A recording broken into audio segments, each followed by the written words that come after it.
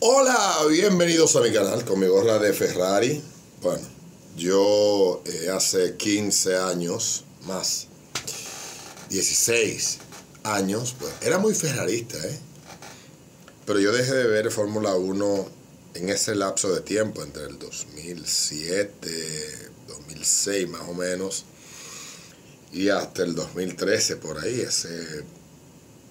amplísimo trecho, casi no le di seguimiento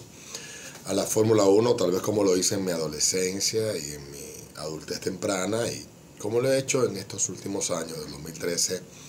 hacia acá. A veces un seguimiento continuo, a veces un seguimiento no tan continuo, pero sí siguiendo una disciplina deportiva que es interesantísima, que no termina, ni la parte más interesante es la carrera. La carrera es parte de un todo mucho más grande, donde lo técnico, lo emocional, lo que involucra las novelas que se dan entre los miembros de las escuderías, los pilotos, la FIA, que es quien controla y organiza el certamen, lo que pasa en cada uno de los destinos, pues hace que sea un deporte que vaya más allá de ver carros dando vueltas, porque allí en la pista tú tienes el chance de ver puesta en práctica las habilidades del piloto, las prestaciones del bólido y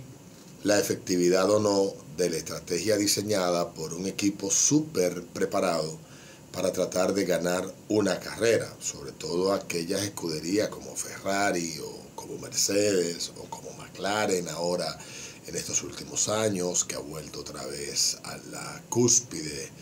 y a ser foco de atención. Nuevamente ha tenido sus altas y sus bajas en los últimos años, o como el caso de Ferrari, que tiene ya una quinceañera, que no se casa con la gloria absoluta de un piloto campeón, o digamos Mercedes, que este año tiene a Antonelli, tiene a Russell, que han hecho un desempeño aceptable en las primeras 5 carreras, 5 si no me equivoco, de esta temporada. Pero la Fórmula 1 es más que eso. Igual cualquier deporte que genere algún tipo de atención, algún tipo de pasión, siempre tenemos que analizar el por qué la gente lo ve, más allá de quedarnos en el simple prejuicio, en el simple la explicación a través del complejo de por qué la gente lo ve. Bueno, digamos el pádel. A mí el pádel me llama la atención. Yo bromeo mucho con el pádel, pero el pádel me llama la atención. Mi sobrina juega pádel y es muy buena jugando pádel. Tengo amigos que también juegan pádel y les doy su cuerda por radio, les doy cuerda a ellos en privado. Pero es un deporte también que tiene su encanto, tiene su atractivo y su fascinación. Igual que el tenis, igual que el fútbol, igual que el béisbol, todos los deportes tienen una explicación de por qué hay un segmento determinado de personas que lo siguen y lo practican, excepto uno que está más lleno de atorrantes que de verdaderos apasionados de la práctica deportiva que hay detrás del ciclismo. Yo monté bicicleta durante mucho tiempo, cuando en este país montar bicicleta no era una actividad de insoportables y de atorrantes, cuando era una actividad que unos pocos hacíamos, arriesgándonos a que nos atropellaran en las calles los camiones, los carros y las guaguas, y que a partir de la década del 2010 en adelante empezó a crecer de manera exponencial en el país y se ha ido extendiendo la práctica del ciclismo, y al mismo tiempo también ha llegado mucha gente que la practica con mucha responsabilidad y observancia de las normas de convivencia, y otro grupo de come mierda que lo utiliza como una simbología de estatus que les permite a ellos una condición especial en la sociedad, que se pasan por el culo cualquier regla de tránsito o de convivencia. Pero eso es otra discusión. En esta semana hemos estado viendo una mezcla interesante sobre una discusión que involucra la presentación de un proyecto de ley que nos pone sobre el tapete la decisión de un grupo de comunicadores de someter a la justicia a quienes ellos entienden que han violentado sus derechos de manera penal y buscar en la justicia algún tipo de reparación. Me cuenta una persona afín que detrás de este sometimiento no hay tal búsqueda ni ninguna intención de alguna reparación por parte de de quienes están sometiendo, que es más una acción motorizada desde el gobierno para, haciendo este sometimiento de la manera que lo están haciendo a instancia penal por una supuesta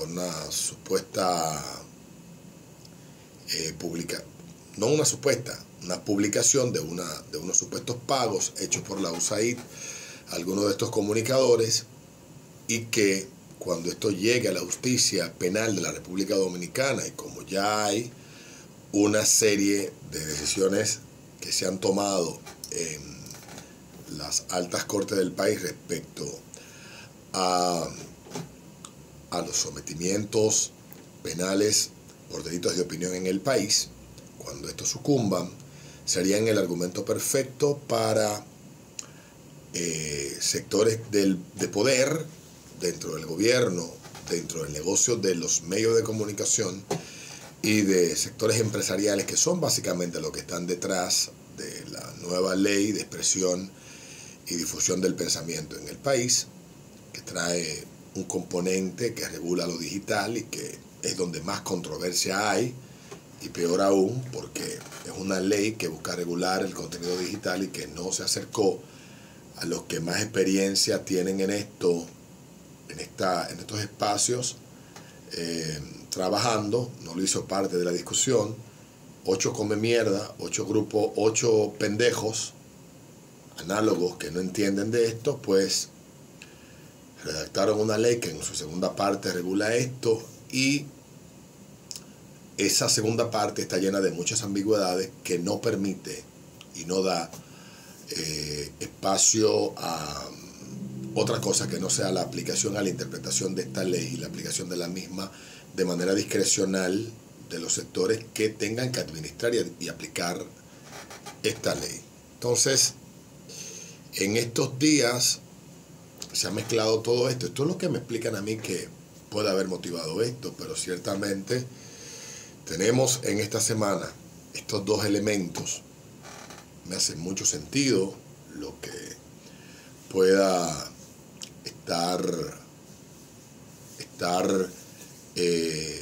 argumentando ese sector que dice que la ley y el sometimiento son parte de un mismo proyecto. ¿Qué ha pasado con la ley? Bueno, la ley ha sido bautizada por mucho ley Mordaza. El sábado pasado, trasnochado, me dormí el sábado a las 7 de la noche, ya a las 3 de la mañana estaba despierto, sin sueño, me levanté, tomé la ley, la leí la parte que tiene que ver con la prensa y leí la parte que tiene que ver con lo digital. Lo digital, lo que interpreto que busca la ley más es establecer una forma, un vínculo o abrir una vía expedita para que haya la forma de poder tener contacto con las empresas que dan, las grandes sobre todo, que sirven en República Dominicana como plataforma donde mucha gente expone, denuncia y habla, y que le permita al Estado en algún tipo de situación que esté dirimiendo poder acceder donde ellos y poder aplicar los correctivos que la misma ley establece en alguna situación que se pueda cometer un exceso. En la parte de la prensa tradicional, de la prensa convencional, hay que decir que está muy apegada a acuerdos que ha firmado el país, a lo que a nivel internacional es la tendencia de la despenalización del delito de opinión en la República Dominicana, que ya varias sentencias así lo han ido estableciendo en el país, y traer una ley al siglo XXI en la parte de la prensa, del periodismo puro y duro. Pero en lo digital hay mucha nebulosa y se da esta discusión,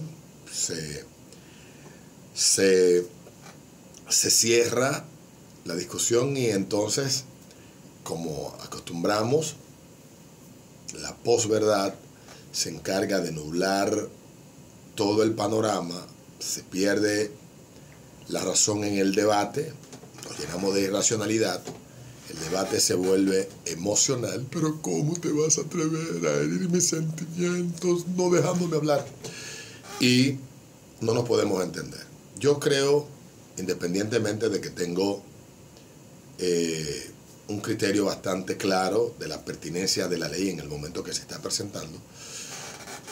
estoy totalmente consciente que entelequias como la asquerosa, sucia, miserable Comisión de Espectáculos Públicos no deben de existir, pero creo que tampoco nada que se le parezca. Nada. Nada que ande cerca de esto. Que debemos de establecer claramente las reglas del juego en cuanto al ejercicio que hacemos, lo que trabajamos en los medios de comunicación. Y esas reglas deben de estar ceñidas a los límites que establece la misma Constitución. No más para allá, no más para acá, no de libre interpretación. Que sean claros, apegados a lo que la Constitución y los acuerdos internacionales que la República Dominicana es signataria sobre el tema de libertad de expresión y difusión de pensamiento y prensa establezcan. Entonces,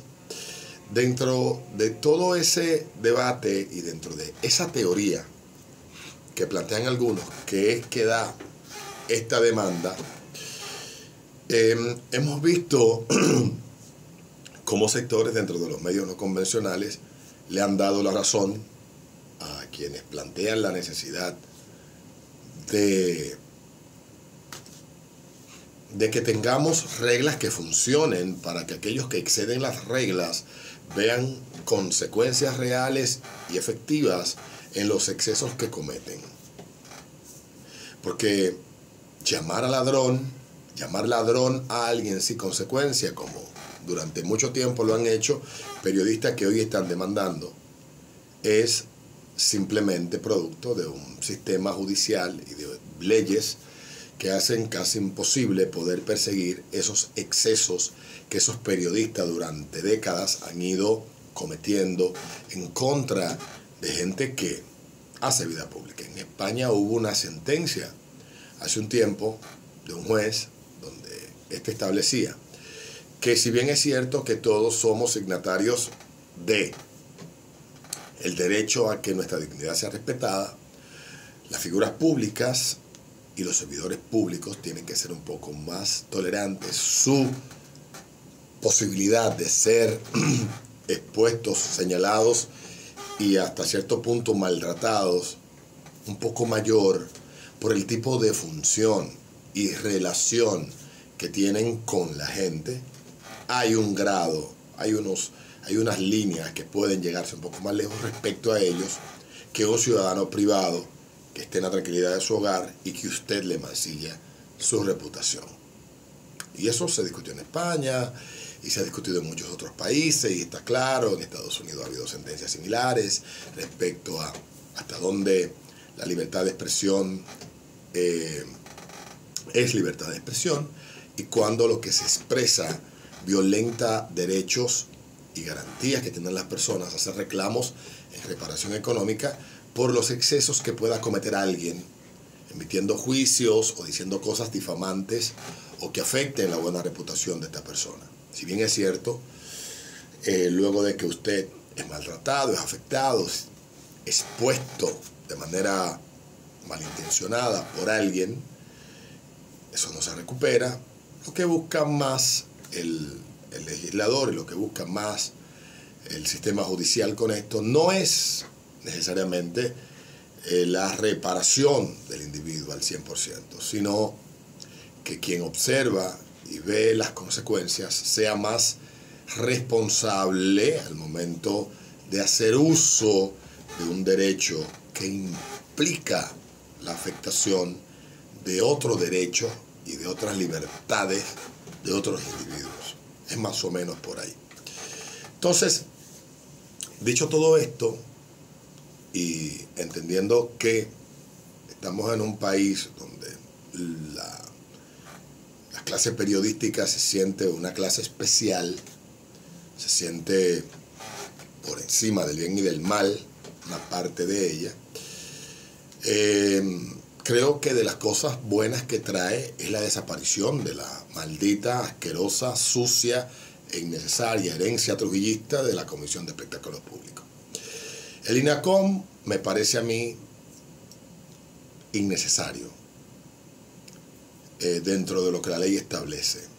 Yo creo que lo que debe de haber dentro de la ley son las pautas que dentro del sistema judicial puedan permitir de manera más rápida y siguiendo el debido proceso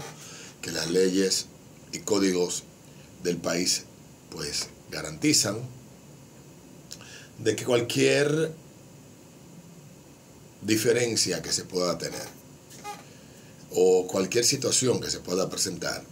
sea en el ámbito privado de las partes, digamos, empleador, medio, comunicador, que esté ceñido a un código deontológico, a un código de comportamiento, que violentándolo, pues, dentro de ese acuerdo, pues, se establezcan las penalidades. Cuando el Estado empieza a manosear ciertas garantías y ciertas libertades, siempre quien la manosea, que es el político, busca la forma de obtener el control y el poder para, a antojo, manejar esas libertades o esas garantías. Y en el caso del INACOM, creo que son de los elementos innecesarios de esta ley. Tal vez surge de la buena fe de quienes redactaron la ley, entendiendo que, por ejemplo, hay países como Inglaterra que tienen Ofcom, o Australia que tienen otra entidad similar, y que ha quedado evidenciado en los últimos años sobre todo, que estas instituciones, cuando la clase política quiere, exceden todos los límites, o cuando una agenda política determinada busca imponerse, estas instituciones se convierten en el brazo ejecutor de que esas agendas no sean contrariadas por quien opina libremente en un medio de comunicación, porque se convierten en un brazo ejecutor que martilla, que maltrata. Y es problemático. Ha pasado en Australia, ha pasado en Inglaterra, y hasta en el mismo Estados Unidos, que no existen estas instituciones, la misma FCC, que tiene algunas,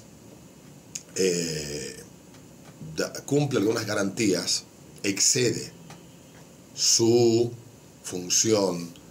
dentro de la fiscalización, digamos, de los medios. Por tanto, viendo lo que ha pasado en otros países con institutos similares, como el caso de Perú, que no existe esto, o el caso de Guatemala, que sí existe, de Ecuador, que sí existe, y el extremo más extremo, que es Venezuela. Algo similar en Argentina, también hay algo similar en Brasil. Son instituciones de verdad que cuando el poder político quiere utilizarlas para perseguir y para avasallar, pues abusa de ellas. Entonces, creo que por ahí pudiera haber un espacio de discusión. Hoy leí un artículo que no hay nada más dictatorial y más antidemocrático que estigmatizar un proyecto de ley y de que hayan sectores que de golpe y porrazo quieran eliminar la posibilidad de que estas leyes puedan ser discutidas en el proceso en el que se busca ser aprobadas. Yo no estoy en contra de que haya un proyecto de ley que busque discutirse y aprobarse en el Congreso de la República. No estoy en contra. Creo que es oportuno, sí, Creo que la estrategia del gobierno es mala porque ya ha sido divisada. Presuntamente, todo lo que hemos visto esta semana es motorizado y empujado desde el gobierno con esa intención, porque así lo han establecido gente cercana al gobierno, que me lo han hecho saber. Me dicen, mira, eso viene desde el mismo gobierno, y no te sorprenda que sea con este propósito, de que se busque una situación donde la sociedad pues entienda y acepte sin cuestionar lo que propone el gobierno. Sí hay que cuestionar, y ya yo he aquí planteado varios cuestionamientos a lo que la ley plantea, INACOM, la parte de lo digital, decir que en la parte de la prensa tradicional es interesante y muy moderna. También hay cuestiones que allí son un poco ambivalentes, que pueden discutirse y señalarse, pero nada de lo que está pasando esta semana en torno al tema de la discusión sobre libertad de expresión, de sometimiento de periodistas, comunicadores, etcétera, es fortuito. Todo es parte de una agenda, todo es parte de un todo. Esto no sale de la nada. Quizás estos periodistas se sienten afectados y han encontrado quienes les acompañen en su reclamo.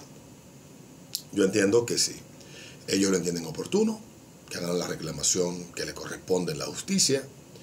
Si la justicia encuentra algún tipo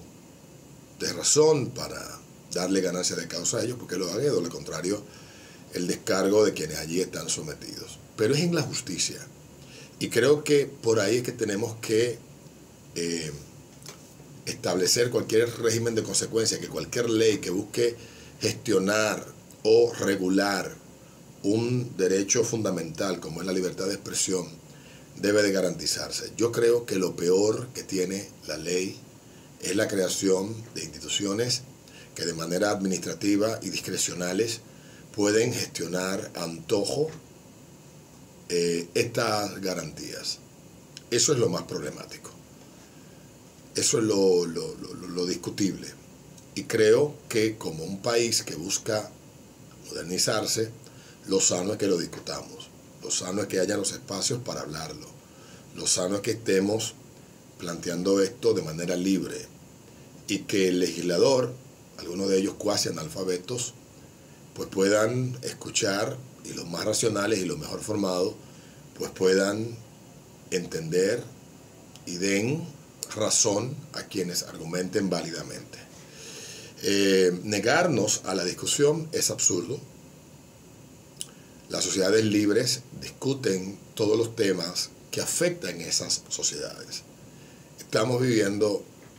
un desorden en todos los sentidos en República Dominicana. Un país que ha progresado tanto y que no se encamina hacia la convivencia pacífica y ordenada, sino todo lo contrario.